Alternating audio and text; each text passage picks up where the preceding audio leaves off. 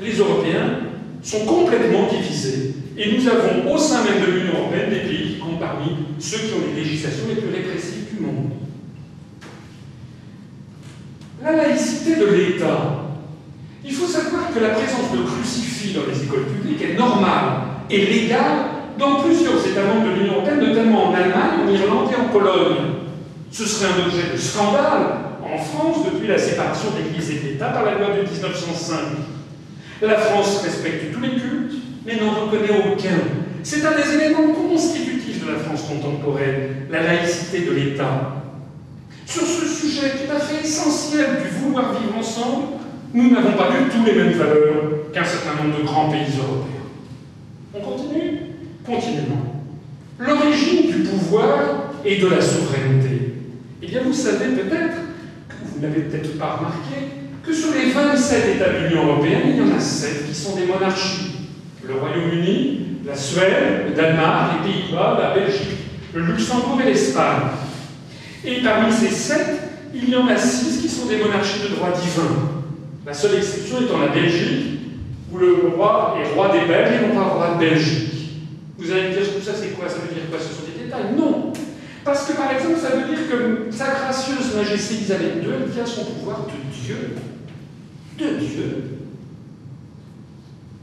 Nous, c'est à la Révolution française que l'on a renversé la problématique et qu'on a dit que la souveraineté, c'est-à-dire d'où émane le pouvoir, c'était la nation, c'est-à-dire le peuple.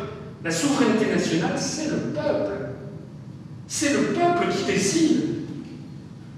On a donc sur un sujet capital du vouloir vivre ensemble des différences de valeurs fondamentales au sein même de l'Union européenne. On continue? Continuons. Regardez d'ailleurs les sites web de toutes ces monarchies. Ça, c'est le site de la monarchie britannique. Une saisie d'écran. C'est très joli, vous y verrez beaucoup de choses. La seule chose que vous n'y verrez jamais, c'est un drapeau européen.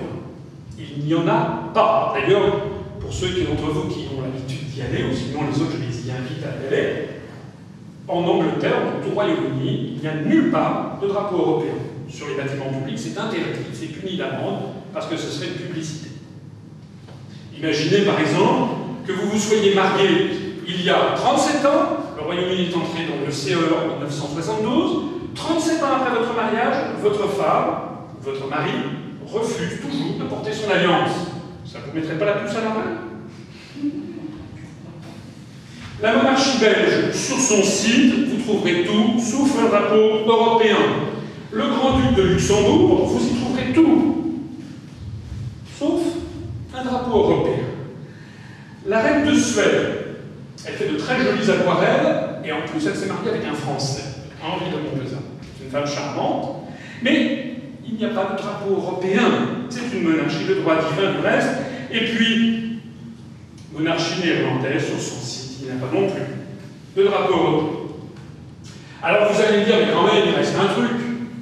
Les droits de l'homme. Les droits de l'homme. Tiens donc, les droits de l'homme.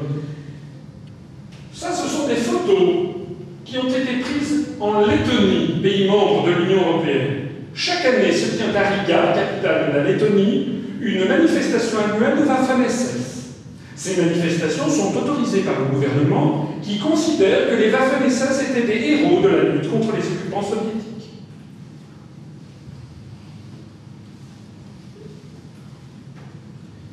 En Estonie, le 28 juillet 2007, un autre pays, un rassemblement des vétérans de la 20e division de Waffen-SS a eu lieu. Le ministre de la Défense, Jacques Avitzon, que vous voyez ici, a envoyé un message officiel du gouvernement de salutation aux participants au rassemblement. Dans ce rassemblement de soutien à la 20e division des Waffen-SS, on a joué l'hymne national estonien et utilisé les symboles d'État de l'Estonie. On a les mêmes valeurs?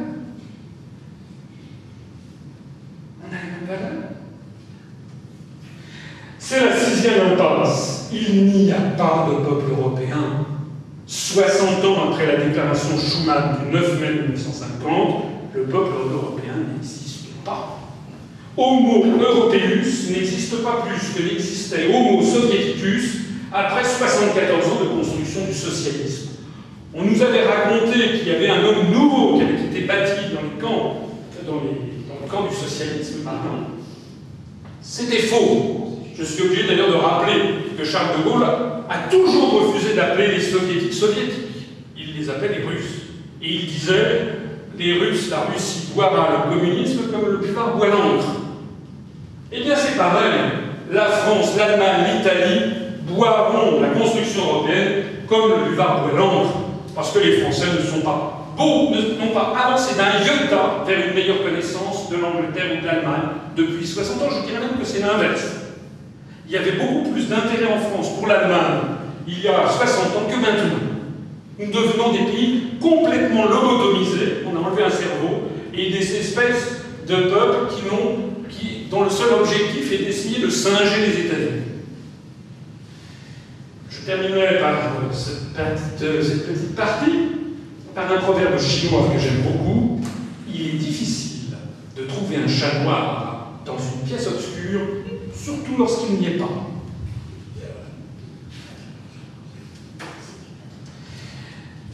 Nous voici arrivés à la 7e impasse, c'est l'impasse militaire. En optant pour la construction européenne contre leurs affinités réelles, les pays d'Europe obéissent à la vision géopolitique du choc des civilisations, décrite et voulue par les stratèges américains à la suite de Samuel Huntington, je l'ai déjà dit. Vous voyez ce choc? Or, regardez bien. Tiens. La théorie du choc des civilisations et la construction européenne colle parfaitement avec le périmètre de l'OTAN. L'élargissement vers l'Est de l'Union européenne a d'abord été précédé par l'adhésion de tous les nouveaux États membres à l'OTAN. L'objectif des Américains est limpide, faire coïncider l'Union européenne et la partie européenne de l'OTAN. C'est d'ailleurs la raison pour laquelle ils veulent faire entrer la Turquie, qui est dans l'OTAN, qui est au Conseil de l'Europe et qui n'est pas encore dans l'Union européenne, qui veut la faire entrer dans l'Union européenne, et qu'elle y entrera. Que cela vous plaise, ne vous plaise pas. Il s'agit pour un empire d'avoir sa colonie. Et donc il est plus pratique d'avoir les mêmes frontières pour les différentes colonies. Prenons un exemple. Voici par exemple l'Eurocorps. L'Eurocorps, c'est un corps militaire d'intervention. Il compte 5 membres permanents, la France, l'Allemagne, l'Espagne, la Belgique et le Luxembourg. 4 autres pays participent à l'état-major, l'Autriche, la Grèce, la Pologne et la Turquie. Il y a un site internet de l'Eurocorps. Voici une saisie d'écran. Je vous invite à y aller. Qu'est-ce que l'on voit dessus? Eh bien, on voit dessus, c'est écrit dessus. L'Eurocorps, c'est écrit en anglais. A force for the European Union and the Atlantic Alliance. Une force pour l'Europe, pour l'Union européenne et l'Alliance atlantique. Ça veut dire quoi?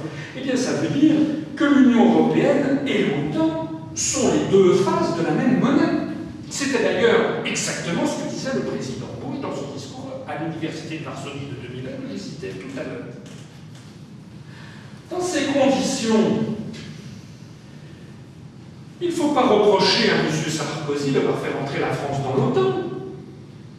Ça au moins mérite de la clarté et de la cohérence. Puisque l'Union européenne et l'OTAN, c'est la même chose. M. Sarkozy, il a simplement tiré les conséquences. Je ne suis pas pour. Mais au moins, ça mérite de la clarté. En revanche, bien plus critiquables sont les gaullistes de pacotille qui disent « Ah non, moi je suis pour l'Europe, mais pour une autre Europe, mais vraiment je suis scandalisé par rentrer dans l'OTAN. » Alors, soit ils n'ont rien compris à rien, soit ils font un rideau de fumée. Parce qu'ils veulent vous faire croire que l'OTAN, ce serait différent de l'Europe. Et que l'Europe pourrait faire contrepoids. En quoi ils vous mentent? C'est pire. En d'autres termes, il n'y a que 2 choix possibles. Soit l'Europe et l'OTAN, soit ni l'Europe ni l'OTAN. Voici d'ailleurs les symboles de cet Eurocorps, qui travaille main dans la main avec l'OTAN, pour reprendre les textes officiels. Au passage d'ailleurs,